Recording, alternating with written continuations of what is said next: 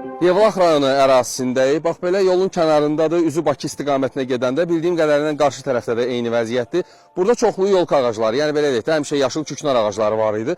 İndi keçəndə fikir verdim, bütün ərazi kəsilmiş kötüklərdən ibarətdir və çox, belə deyək də, yeni kəsilən ağaclara oxşuyur. İrəlidə yeni əkilən ağaclar var, amma burada, bax, belə kütləvi şəkildə gördüyünüz kimi ağaclar kəsilib.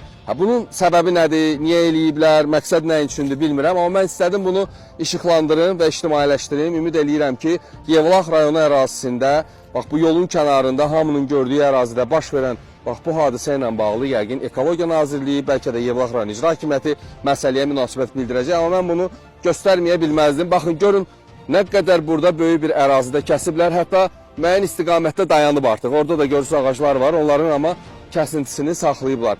Niyə olub bu hadisə, məqsəd nədir, nə üçündür, yəqin ki, rəsmi buna münasibət bildirən olacaq. Amma qeyd eləmək istəyirəm ki, yeni kəsilən ağaclardır, kötükləri normaldır və çox belə deyək də, hiss olunmur ki, bunlar köhnədir, ya daha doğrusu qocalmış, çürümüş ağaclardır. Belə bir şey hiss olunmur. Normal, sağlam ağaclardır, bax belə doğranmaqla bərabər kökündən kəsilib.